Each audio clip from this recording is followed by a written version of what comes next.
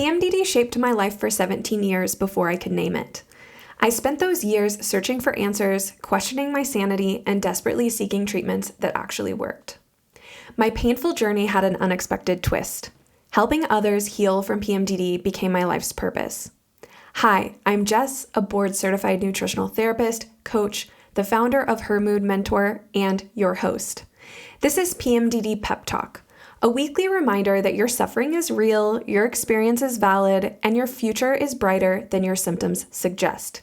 Each week, we're going to explore the truths about PMDD that nobody talks about. The kind of truths that shift something deep inside you and make you think, maybe there's more possible than I imagined. Whether you're in the depths of luteal darkness or riding the clarity of your follicular phase, you're exactly where you need to be. Because here's what I know for sure. Healing PMDD isn't just about managing symptoms, it's about transforming your life. This challenge, as brutal as it can be, is an invitation to know yourself more deeply and live a more joyful, purpose-filled life. PMDD might feel like your whole story, but it's just a chapter, and you get to write what comes next. Welcome to PMDD Pep Talk. Quick pep talk pause. Remember that everything we talk about here is meant to educate and inspire. Always team up with your healthcare provider for personal medical advice. All right, now let's get into it. Hello, this is Jess with Her Mood Mentor, and today on the PMDD Pep Talk podcast, we have Nicole. Nicole is the creator of Dope Kitchen, a comedic and chaotic food, weed, and lifestyle brand. Since 2020, Nicole has been creating recipes for social media, whether it's an elaborate or indulgent dish, a quick meal, an easy pantry staple, or a balanced and healthy meal. Her approach to food content is authentic and genuine, never polished to perfection, and always celebrating the little wins in the kitchen despite an often messy process. Nicole also shares many aspects of her life online, including her late-in-life coming out journey, her time as a competitive strength athlete, and all of the travel and outdoor adventures that take her all over the world. She currently lives in Los Angeles with her girlfriend and their cute dog. And Nicole's journey with PMDD started over a decade ago, but the lack of awareness around the disorder left her with misdiagnoses and very few solutions. It wasn't until a friend suggested that her premenstrual mood swings might be a more severe form of PMS that she finally sought out a naturopathic doctor to help diagnose the disorder and manage symptoms. Nicole is still working on making lifestyle changes, both big and small, to manage PMDD, including daily supplements, exercise, diet, and lifestyle changes, as well as therapy. We're so excited to have you here today, Nicole, and chat about PMDD, a much under-discussed topic. Thanks for having me. I'm excited to chat about it. Yeah, so maybe let's kind of zoom back. When do you think you started experiencing these symptoms? I think it was at least in college or grad school. So I was around, I'd say between 21 and 23 or 24 years old. Knowing what I know now about what my symptoms are with a confirmed PMDD diagnosis, I kind of look back and realize that I had those same symptoms when I was younger. I just did not realize what it could have been. I was often very tired and irritable right before my period, and being a grad student, I feel like I had no time to really look into what could be wrong with me. I just had to keep my head down, my eyes forward, just keep pushing through to get through everything that I needed to get through. But I often just found myself really moody during those 7 to 10 days before my period, and I'd be so incredibly depressed out of nowhere. And I would say things to my friends about how I was feeling that just didn't really make sense, didn't seem like me. It felt really dark and depressing. But then all of a sudden, within a couple of weeks, I'd kind of be back to feeling like my normal self. And then as I graduated and started working my first job in LA, I kind of went through the same cycle of feeling really good for a couple of weeks and then feeling incredibly depressed. And I had a coworker suggest maybe I had depression and I didn't realize that I had depression. So I went on antidepressants for a little while and that didn't quite work for me. I didn't like the way I felt. So I just kind of have been raw dogging it for the last 10 years until about a year ago when I saw a naturopathic doctor and talked about PMDD after learning about it for the first time. But yeah, it's been basically a decade of feeling these really heavy cycles of depression for a week or two, and then feeling good and normal for a couple of weeks. And I just thought it was depression. I didn't think it was anything more than that. I also thought it was maybe bipolar. I thought it was BPD. I thought it could have been a number of other things, but I just had no idea what PMDD was until recently. So I did not know that that's something that I could have looked into. Isn't that wild? Yeah. Never in the journey is someone asking, okay, where are you in your menstrual cycle when these symptoms are happening? Mhm. Even for me, it was the same story. And my mom even noticed, and she was taking me saying it's connected to her period. And they just, just such a lack of education around it and so long of suffering because of that. What was it like to read the diagnostic criteria of PMDD for the first time? It felt very validating because I just felt like I could actually connect with what I could possibly be diagnosed with. Um, it almost felt like a relief that there was something that could potentially explain what my mood swings have been like for the last decade of my life. So to me, it was more of a sense of relief. Yeah. Like, okay, I can point to something outside of Yeah. myself. And these other diagnoses seems like they didn't quite fit in the same way, didn't resonate Yeah. in the same way. Yeah. I mean, I've been diagnosed with depression, which like made sense to me, but I always felt like my depression was cyclical. Like it would never really stick around for that long, but it would come back. And it seemed to come back just about every month, every 2 months, maybe. Um, so I just felt like deep down I knew that it wasn't just depression, which is why I kept like digging for other potential diagnoses. I kept thinking like, could it be bipolar? But the more I looked into that, the more I realized it was not that. Could it be borderline personality disorder? But then when I brought that up to my therapist, she was like, I don't think that's right either.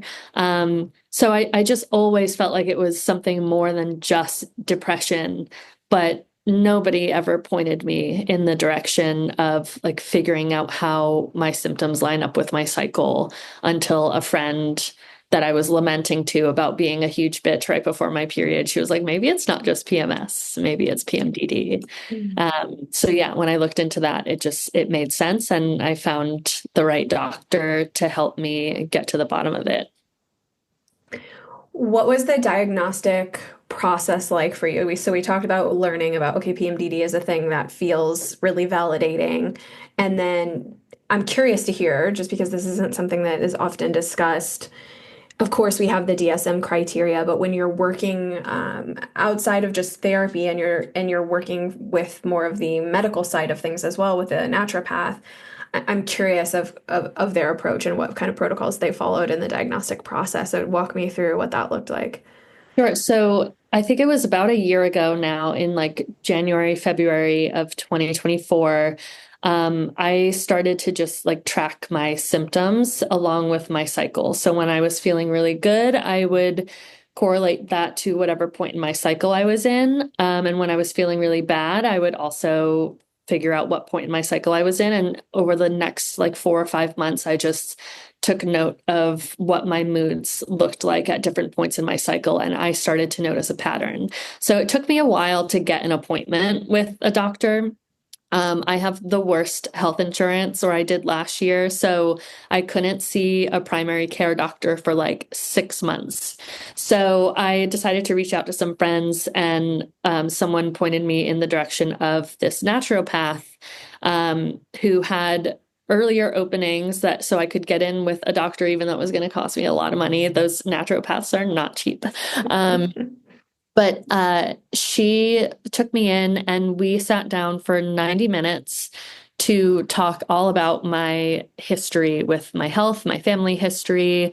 We talked about things that I do in my day-to-day life, including like what products that I use to clean my house, what products I use on my face and my body. It just got so deep in those 90 minutes.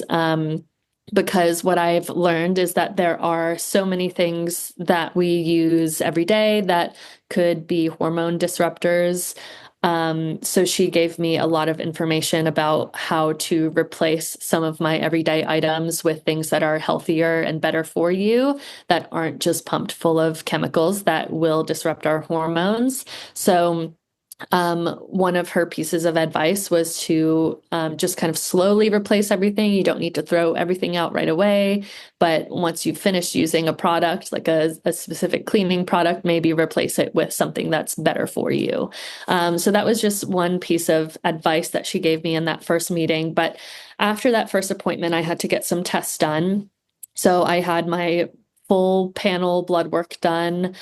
And then I had something called a Dutch test, which is basically a hormone test done through like your urine during a certain part of your cycle if you're a female. So I think it was right around the time of ovulation. I had to collect urine samples. I think it was 5 urine samples at specific scheduled times over the course of 2 days. So I sent that to the lab and they sent those results back to my doctor. And when we had our follow-up appointment to talk about all of my blood work and urine test results, what we found was that I have high testosterone, low progesterone, and high estrogen during that time of ovulation. And from what I understand, it's supposed to be a bit different. There's supposed to be, I think, lower estrogen and higher progesterone around that time in my cycle. And I was just the opposite. So my doctor said that that could be what's causing my irregular mood swings, my irritability right before my period. So she did kind of confirm that based on what she was seeing in my test results, I have PMDD. So what she did was she put me on a couple of different supplements. I had a progesterone cream that I needed to use twice a day in the 14 days after ovulation leading up to my period. And then I was also taking a supplement called DIM, which is supposed to help my body like metabolize my excess estrogen a little bit more. So those two supplements combined during my luteal phase were supposed to help relieve some symptoms. And I think they did an okay job at helping me relieve some of my really big mood symptoms, but it wasn't perfect. So we are still having follow-up appointments. It's only been like 9 or 10 months since that very first appointment. So we're still trying to figure out what's going to work best for me. But so far, I haven't really found anything that has like, completely eradicated any of my symptoms. Not that I know if that's possible or not, but the thing that's most important right now is just learning how to manage my symptoms through a combination of supplements, therapy, and lifestyle changes. I love the expectation setting, because it's like, okay, if we go into this mentality of addressing PMDD with I want to be symptom free, it's so problematic because we live in a female body. You're going to have symptoms as you move through the different phases of the cycle. So you should feel differently through each phase. Should you be debilitated by the symptoms? No, right? That's leading us into a more of a pathological type of state, and making us ask some questions. But we have to set that expectation of, okay, what am I really trying to achieve here? What is really the goal? If we're going to be living with a menstrual cycle, we will feel differently from phase to phase. So how do I bring this more into the normal and healthy category versus the I'm homicidal, suicidal? Yeah. range of things, Yeah. which unfortunately actually gets to, as I've Yeah. experienced. Um, but that's what I love about working with more integrative practitioners for PMDD, and everybody's practice runs a little bit differently. That's why I asked so in depth about her diagnostic process for this, and I'm not surprised to hear she included the Dutch urine panel. But so often when you're working with a conventional practitioner, they'll run blood labs, but they're very basic blood labs, and then they're using wide ranges to diagnose and treat disease. And so they're not even catching the things that are contributing to your symptoms likely, but just you're not in that diseased state yet. So it might have been a blessing in disguise that you were directed to work with the naturopath because she had an earlier availability. Mhm. And you're seeing some results with that, with the process. And I also love to see that you're patient with the changes because working with thousands of PMDDers, we can be so impatient. You know, it's like, I just want to feel better right now. And unfortunately, the body is complex. The world that we live in is complex, and these things take time. So that expectation, as well as, okay, what is this going to look like over the long term, is so important. Mhm. I have so many questions, but one of the questions I like to paint the picture for people of like, okay, we talked about some of the symptoms, and it's easy to kind of jump to, okay, I have these mood symptoms. Obviously, it's affecting my life. But can you describe to us what that experience was like for you of, okay, how, once you realized it was PMDD, looking back, how have those symptoms impacted your relationships, your work performance, your identity, your self-confidence? Like it permeates into your entire being. And then as you're working to heal, right, there's a journey of kind of reevaluating that, like getting the diagnosis, you have a new context and everything. But I don't think people, because you can't, unless you live with a mood disorder, you can't really understand what it's like. Unless you're Yeah. around somebody who's experiencing a mood disorder, you have no idea even what we're talking about here. So it's not fun to like talk about this part. But I think it's important to paint the picture for people of like, how is this really impacting people and Yeah. impacting our quality of life?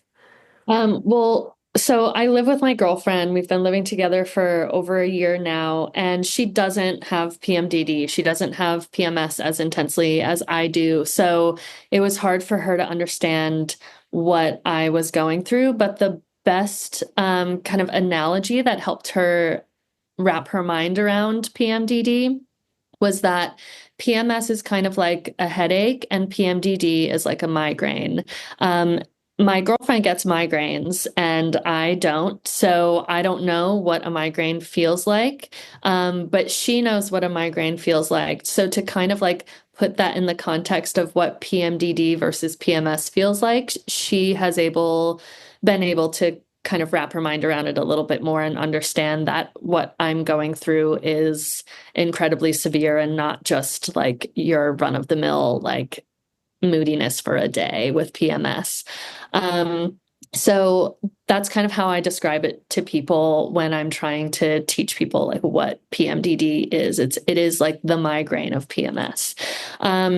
But for me, what my monthly cycles look like is usually around like once my period has ended and I'm starting to enter the ovulation phase, I just feel like I'm on top of the world. I feel like the most confident version of myself. I feel strong. I have energy. I'm getting a lot done. And then as I start to get into my luteal phase, my mood starts to shift, my energy starts to dwindle, and my confidence just plummets. There have been times, especially in the last year, where I would just look at myself in the mirror and hate everything that I see. I would just be mean to myself. Constantly. And that's just exhausting. Like to constantly be thinking negative thoughts about myself. And every time I look in the mirror to just pick myself apart, it's just exhausting. Like imagine your worst childhood bully standing right next to you all day long, saying mean shit to you constantly. That's just what it feels like. And of course, when you're receiving that amount of energy, like negative energy internally, that like it comes out externally as a lot of negative energy. If your childhood bully was standing by you all day long being mean to you, you're gonna be mean and irritable and angry to everyone around you because you just can't take that pressure of being told that you're not good enough constantly. So it just feels like PMDD becomes like an outward expression of the pain that I'm feeling internally, and it causes me to, hurt other people around me, even though I don't want to. Like, I'm not inherently a mean person toward other people, but if I'm being mean to myself, then that sometimes seeps out into my other relationships. And then usually what happens is as soon as I get my period, I'm starting to feel fine again. But depending on the severity of my PMDD mood symptoms of the previous 7 to 10 days, there's often like a lot of pieces that I need to pick up and put back together during the week of my period. So even though the symptoms have kind of ended, there's a lot of repair work that I need to do in my relationships or with myself or my work, whatever, because of the damage that the PMDD version of myself caused. So it's quite debilitating to feel like I only have maybe 2 good weeks a month, sometimes even less than that, when I am feeling like absolute trash for the 2 weeks leading up to my period. And the week of my period, I'm just trying to put together the puzzle pieces again to fix everything that I just broke. And when I kind of look at the bigger picture of what that has made my life look like over the last decade, it's quite heartbreaking because I feel like my mood disorder has caused me to ruin so many friendships. There's only so much that friends in my life can take of my irritability each month and my like trying to put the pieces back together and apologize for what I said or what I did. There's only so much of that people can take before they decide that it's no longer worth being friends with me. So I have a lot of regret of like not trying to, not that I even knew PMDD was a thing, so I couldn't have like recognized it and fixed it sooner, but I just have so much regret over how I've lived my life and treated people because of my mood disorder that I didn't know I had. So it's just it's a disorder that feels incredibly lonely because it feels like there aren't many people in my life who experience the same symptoms, but it also feels lonely because I've either like self-sabotaged or pushed people away in my life. And I've created a very lonely space to live in for me. Like I don't have community the way I used to when I felt maybe a little bit more normal. And it's just heartbreaking. Oh, you shared that so eloquently, Nicole, and so many metaphors, just the puzzle breaking apart, putting it back together, the damage control cycle that you're on, the fact that just because you feel better, your life isn't back together. You really, it's a series of apologies and piecing things back together, catching up on things. It's so consuming. And it is such a strange experience to go through when this is happening for so long and you don't know what's happening. You just know that, hey, this isn't seeming quite right. It doesn't seem like other people are struggling in the same way. And then you get the diagnosis and you're reflecting back on, okay, how has this impacted my life? It is really devastating and heartbreaking to have to then integrate that part of the healing journey into the process. But in some ways, at least we have the relief of having the diagnosis and knowing, okay, why has this played a role?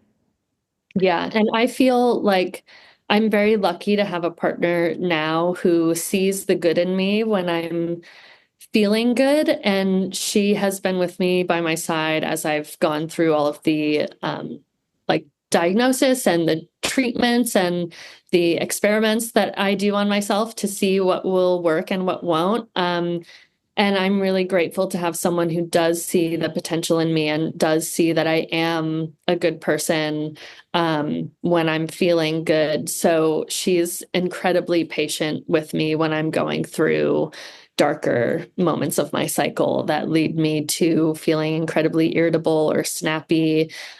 She's learned how to cope with her side of things because PMDD does affect the people that you're closest to, whether it be family or kids or partners, best friends, whatever. Like it affects everyone that you bring into your circle, which sucks. But spreading awareness about this diagnosis and helping your partner learn and understand what's going on in your brain is really helpful. I'm really grateful that she has taken the time to learn a little bit on her own, and we communicate so well. So we, at least after every like PMDD cycle I go through, we talk about what I was feeling, why I was feeling it, how it didn't feel like myself, and how we can maybe better manage our reactions to my feelings or emotions in the next cycle. So I'm really grateful to have a partner who's willing to go through this with me and to learn and educate herself and figure out how she can be a strong partner when I need it. It's so important, and we are so fortunate to have those people in our lives because, like you said, not everyone is up to the challenge, and it's so lonely to go at it alone. And it's hard. It's hard to feed yourself. It's hard to get out of bed. Like we do need a bigger level of support than I think people realize because it's another one of those conditions where it's like I look fine, right? You can't say I'm not bleeding out anywhere, like I don't have bruises, like I'm appear to be okay, but the inner turmoil that is happening is really getting in the way of us being able to function in the day to day to various levels. So having someone on our team who is willing to go at that with us is huge. And I also think it's really inspiring for people to see that because there are a lot of people in the community who don't have that and they feel like, hey, this is going to be the thing that keeps me from having that. I certainly felt like that for a long time. It's like, it's just not possible. I can't maintain a long-term healthy relationship because of how I am and what's wrong with me and all of this. It's like a self-fulfilling prophecy of Yeah. you hating yourself and then your behavior and then you pushing everyone away. But it is possible to do the work and to find people who are willing to stick it out with you and be there. So anyone listening, don't believe that PMDD will keep you from having a healthy and loving relationship. It's not the truth. Mm-hmm. So, as you've been navigating this diagnosis, you're working with protocols to reduce and manage the symptoms. I'm kind of wondering, just from a fellow creator side of the internet, like how are you working the understanding of PMDD and working with your different cycle phases into the work that you're doing, in your professional life? Yeah. I mean, it's really hard for me to show up on camera when I'm not feeling my best. And I am trying to figure out like how to schedule my like content creation schedule around my cycle because I mean, my content is very like personality forward. I'm showing up as my most authentic, goofy self when I'm on camera and I'm making the best content that I can be proud of.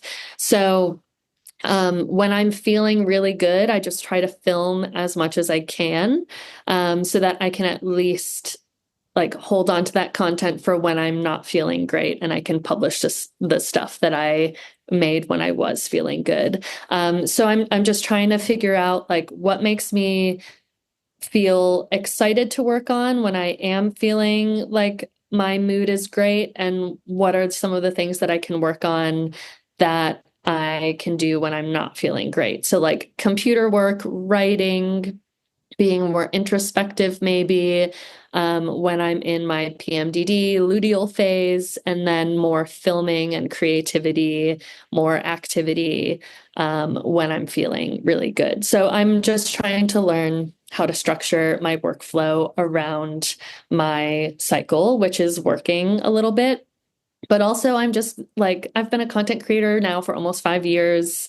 There are times when I just naturally feel burnt out of this profession. So I'm just trying to do what I can. And I'm trying to like make videos that make me happy without necessarily having to stick to a niche, which is part of the reason why I've started to talk more about PMDD in my content.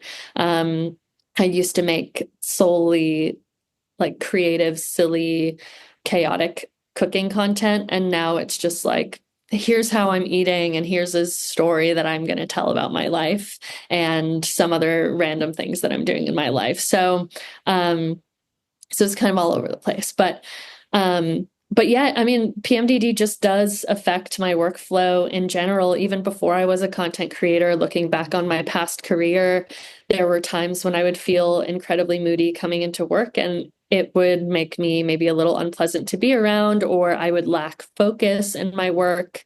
It was really hard for me to get things done. Or hard for me to collaborate with other coworkers if I was feeling super irritable or self-conscious. I feel like the weeks before my period would also lead to imposter syndrome. So PMDD would almost kind of manifest in the form of anxiety and feeling like I was not good enough for the work I was doing. So, I mean, PMDD literally affects every aspect of life, including work. And now that I work for myself and just make content, it's been both difficult and kind of easy to figure out how to structure my day because I'm not answering to someone. I'm not like meeting someone else's deadlines or working on something for someone else. I can very much control how my workflow happens each month, but even working in an environment with people, it's just so difficult to manage my energy levels and my mood levels throughout the month when I have responsibilities toward other people. Yeah, the self-employed life aligns well with living with PMDD. But at the same time, anyone who's experiencing a menstrual cycle is going to notice these ebbs and flows. It's not going to be such a stark contrast of highs and lows, but there is an energy to work with female biology where the way that the hormones are shifting and the what hormones are present at different times are going to lend towards different types of socializing and different types of activities, and that plays into the work that we're doing. So I think in some ways, and I'm wondering if you can see this at all yet or not, but there's some ways that I'm now grateful for. I would never sign up for this.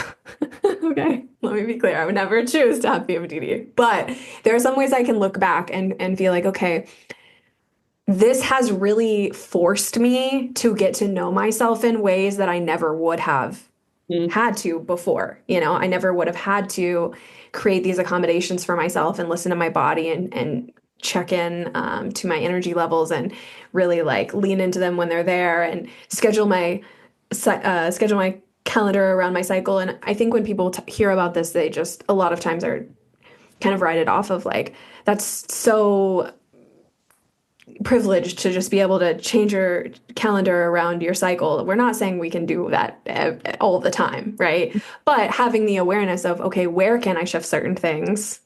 We all can shift certain things that are going to make it easier for the luteal phase, easier for us if we're having symptoms. And then if they're very severe, we have to be a little bit more diligent about it. But it does really teach you a lot about just working with the ebbs and flows of female biology and you yourself, what you need. Are Mhm. you getting? Yeah. I also think that like my workout schedule is a great example of also figuring out what's going to work best for you and changing your schedule and your behaviors a little bit in order to fit your PMDD cycle. I used to be a competitive athlete. I was a power lifter and weightlifter for several years, and I would just push myself to the point of like physical burnout over and over again every single month without giving myself a break at all during my period.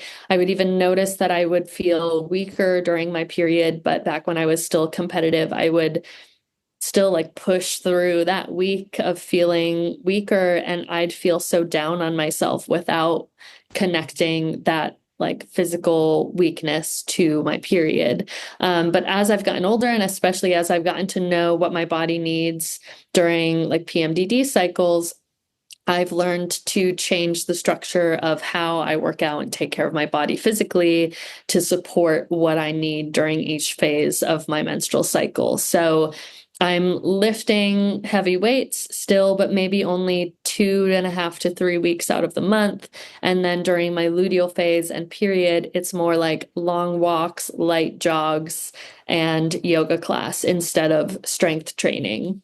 So it was kind of a difficult transition for me to make because I used to just be so obsessed with lifting heavy weights and being super competitive and incredibly strong. But as I've gotten older, I just kind of realized I need to stop pushing my body in that way and finding different ways to still remain active, but in a way that's more supportive to what I need during my menstrual cycle has just made me feel a lot less stressed, both physically and mentally. Yeah. I mean, can we just take a moment to recognize how much less suffering we would have faced if we would have received adequate reproductive health education and Yeah. someone would have told us before, like, hey, you're losing a lot of minerals, you need more calories during the luteal phase, keep your blood sugar regulated. Like there's a lot physiologically going on here with this whole monthly menstruation thing. Like you need to be aware of that. And it's not a reflection of who you are as a person or what your capabilities are or what any of that. I feel like, oh, so frustrating now as a Yeah. practitioner and as an educator to just like how much suffering could have been alleviated if we would have learned about our menstrual cycles properly. I know health class in high school failed us for sure. So crazy. I know I was 27 when I learned there were four phases of the menstrual cycle. Like, Yeah. what? Had been menstruating for 17 years. Mhm. Oh, it's so frustrating. But here we are now, and we're not going to let the next generations of women coming into the world have to face that reality. Um, I think my next question is, okay, you've been on this journey for a long time. Now how far are you into working to address PMDD specifically? Over a Um, year? I guess my first doctor's appointment was May of last year, so almost about a year, Almost about a a year. Okay. So you have a new perspective. You have been working to reduce and manage the symptoms. How are you integrating this new understanding into the process of management? So you have a new lens through which to view your symptoms, right? You're no longer like you're seeing yourself as crazy and broken and all of those things. You have something to point to, you're working towards it. How has that shifted the way that you move through the cycles, the different phases of the cycle, how you treat year. yourself, how you talk to yourself? Is that making any impact? Yeah. I think I'm just trying to like better understand what I need in each part of my cycle, and I try to cater to those needs as best as I can, knowing that I might not be able to take care of myself in the same way like in 2 weeks when my luteal phase hits, you know. So like going back to working out, I know to like push myself a little bit more leading up to like ovulation because that's when I feel the strongest. I'll go on much longer walks with my dog during that time. I will make sure that I'm eating really healthy throughout the entire month. And I'll maybe like engage in more like intimate activities with my partner during that time. Um, and then as I move into like my luteal phase, where I know I'm going to start to get moodier, I've learned to create space for myself. And my partner has learned to give me space when I need it too. And that kind of helps to alleviate some of my moodiness when I know that I have a safe space to go to feel like unbothered at the end of the day. So I mean it's difficult, but after being with my partner for over a year and working through a PMDD diagnosis and the symptoms for the last year, I've just learned what I need during each part of my cycle, and I try my best to meet those needs and shift how I approach those needs during each part of the cycle. So it takes a while. It's not like any of the life changes that I've made or the space that I need to take, or the type of workouts I need to do, the type of food that I need to eat. Like none of that happens overnight. None of that happens within just a month. It's just kind of an endless experiment to see like what worked for me this month, what didn't work for me this month, and how can I apply those learnings to next month. But I am feeling like, aside from supplements, a lot of my life changes have contributed to a better understanding of how to manage my symptoms. And strangely enough, two of the biggest life changes that I've made in the last 2 months alone has made me feel like I've been able to cut out a huge chunk of my symptoms, which is great. But I moved, which is huge. Like I was just very unhappy in my last home. And I think that contributed to feeling even crazier because I lived in a really loud environment in a very dark, dimly lit house. And it's just wild how a difference between like having natural light versus not having natural light really does affect my mood on a day-to-day basis. And obviously, that's not like great advice to give. You can't just tell someone with PMD to just like move to a better place because it's not always accessible to people. But for me, that did end up working. And I just already feel a million times lighter because of it. And then the second thing I did was I got rid of my personal Instagram account. Obviously, I'm a content creator. I can't really fully get rid of my Instagram at this point, because it is how I support myself and pay my bills. But just cutting out my personal Instagram was huge for me. I have a love-hate relationship with social media. I love it for many reasons because obviously it's been really nice to connect with people as a creator for the last 5 years, especially in the last year as I've been more open with about PMDD. And it's wild to know how many women are experiencing similar symptoms.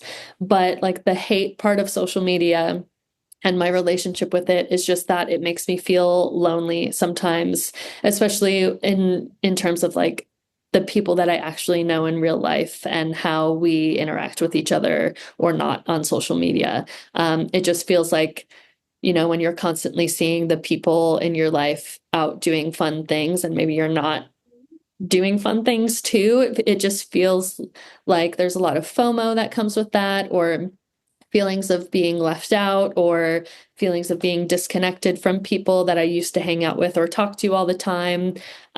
So I feel like social media provides a lot of opportunities for wonderful connections with people, but it also creates a lot of distance with people because engaging with someone's social media, like Instagram story, is not the same as reaching out to have an intimate text conversation or phone call. So creating space between my personal Instagram and me has just been amazing because I feel like I'm putting more effort into talking to the people that I love. And I'm no longer feeling that feeling of like stress and FOMO from watching everyone else live their life, or share their highlight reels. So that was huge for me. And if anyone out there is like struggling with their relationship with social media, I dare you to try it. Just deactivate your account for a little bit and see how that works. But those are the two biggest changes I've made this year so far. And my PMDD symptoms have been very minimal for the last 2 months. So I'm just going to continue to enjoy the new neighborhood that I've moved to and continue to ignore my personal social media accounts and see how that goes.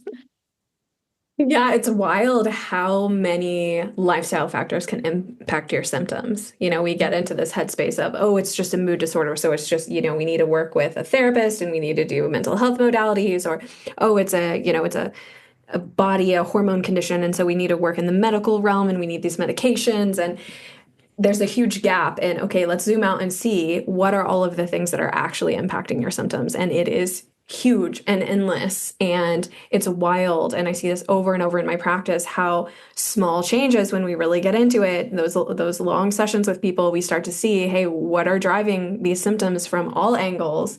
Let's make some changes and see what impact it can make for you. And I think it's easy to be in the depths of luteal and be suicidal and be hopeless and think, oh, how is this change going to make a difference? You know, how the change is like this and my symptoms are like this, you know, how is that going to counteract it? But you start adding those up and it can make a huge difference, not only in the severity of the symptoms, but also how you're able to manage the symptoms. Yeah. So that's so hopeful. And I wish more people that was at the forefront of the conversation around PMDD more, because we can so often feel like, oh, I only have two options because I go to my doctor and I'm told I can take an antidepressant or I can take birth control, and those are the only options. And if those don't work for you or you're not open to trying them, it's a dead end. And the hopelessness that comes with that is just so devastating. And we don't need more hopelessness with PMDD. And the reality is you have so many more options, endless amount Yeah. of options. Yeah, I think my advice to people would be to like take inventory of the things that don't make you feel great in your life. So is like sleeping with your phone next to your bed at night and being the first thing you grab and the last thing you put down at the end of the day. Like, is that contributing to your mood? Is like scrolling on social media contributing to not feeling so good? Is the way you work out or the way you eat contributing to that? The people you hang out with, is it alcohol? Is it weed, like whatever it is, like take inventory of the things that make you feel not your best and start to slowly eliminate those things. Maybe it's like having a full-length mirror in the house doesn't make you feel good, then throw that shit out, you know, like whatever it is, little baby steps do add up over time. So eliminating as much of that negativity as possible. And for me, that was like no natural light and social media were the two biggest things. And cutting that out of my life has already made a positive impact. So I'm just starting to look for like what else doesn't make me feel good? Because what else can I cut out? And maybe that will slowly help to improve my mood even more. Mhm. So much impacts the mood, especially when it comes to light. I mean, that's a huge factor impacting your metabolic function, your hormone function. So yeah, there you have so many options. Don't feel hopeless. I know it's so easy. We get caught in that trap all the time, but there are so many options out there to feel better. And I love that idea of taking inventory of what really is contributing to a low mood and starting to chip away at what you can. And even if you live in a low light environment in your house and you can't move, you can go outside more. That's Hmm. something you can do. You know, there's a lot of ways around. We can get into a barrier and throw our hands up. Well, I can't do it. But there are a lot of ways around those barriers as well. The last question I have is, as you've started to talk about PMDD, so it's a brave thing to do. It's not fun to go out into the world and share what the experience is like. As you've brought that into the community, I would love to hear how what the response has been like, how that has been for you personally to share something so vulnerable like that.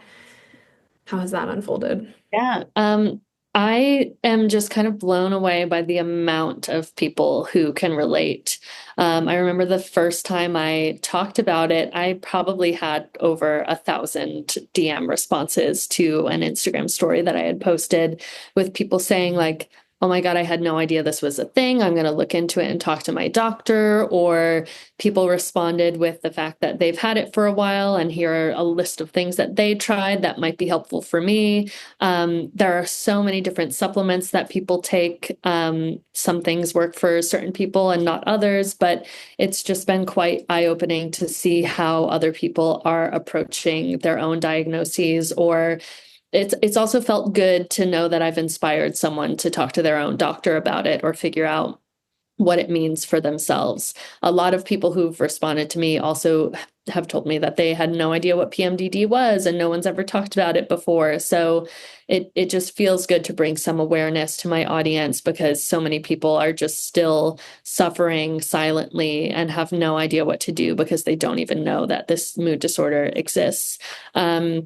But I mean, I've heard a lot of tips from people. One of the strangest ones that seems to help a lot of people is taking Pepsid AC. I don't know if you've heard of that tip, but I tried it once and felt no different. So for me, I mean, I'll probably try a couple more times just to see if I need to be a bit more consistent with it. But I've heard that, you know, histamines can really disrupt your hormones and your moods. So Pepsid AC helps. But yeah, it's just crazy how many people experience this, and there's still just no like in-depth research or no like solid answers, but also everyone who does experience PMDD might experience it for different reasons. Maybe it's not just a hormone imbalance, maybe it's an environmental factor or something else, but it's just wild that there's really no one size fits all treatment. And it can just take so long to figure out what works for you. And having patience is just a really valuable trait to have when you're being diagnosed with PMDD, because it does take a really long time to figure out how to manage and control your symptoms and everything that's happening to you. Yeah. Yeah. It can take a long time. It also cannot, like, once you figure out what it is, it's surprising how when you really like you dig in, you start to see some of those root causes, you start to take some action, you can get relief pretty quickly in many cases. But the road to getting there and getting the diagnosis is often so long. I think the statistic is we still see 6.2 practitioners before we're diagnosed, and it takes an average of around 12 years is the most recent statistic that I have seen. And PMDD, it used to be viewed as a medical condition, but then when it was added to the DSM in 2013, it became a mental health condition.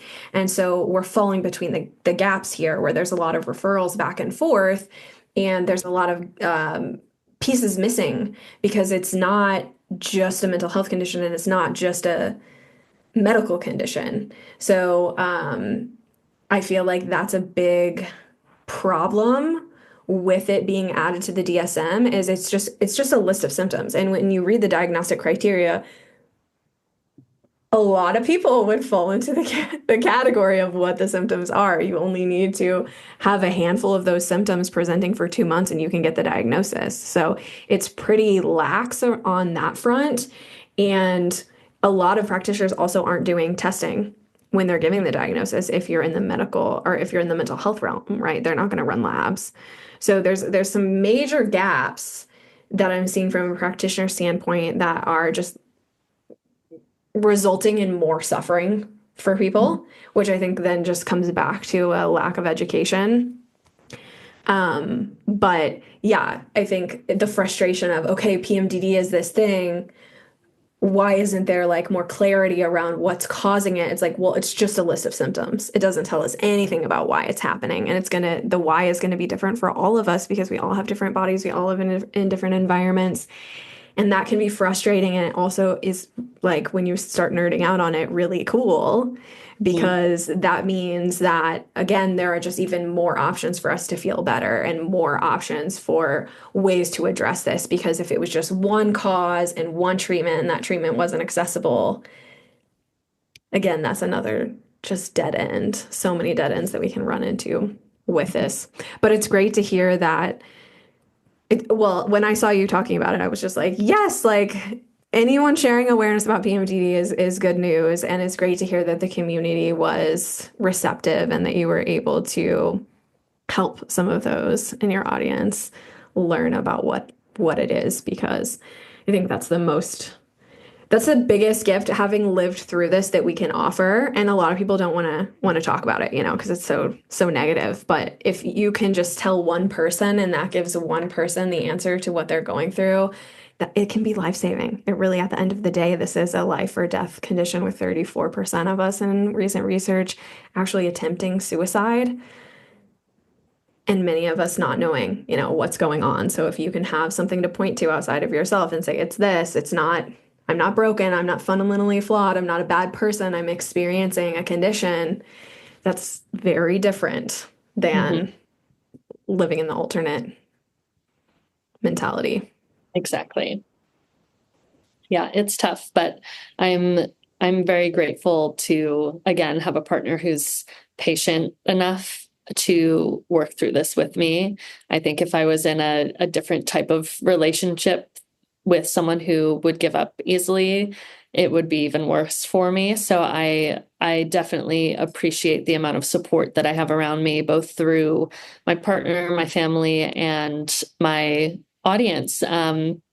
just being able to talk about this with a bunch of strangers on the internet has been really helpful for me. But I'm also grateful to have the resources to keep trying new things and figuring out what's going to work best for me. And hopefully, the recent changes that I've made in my life will only help to improve my symptoms. And I hope that empowers other people to figure out how to cut out the negative to help improve their symptoms as well.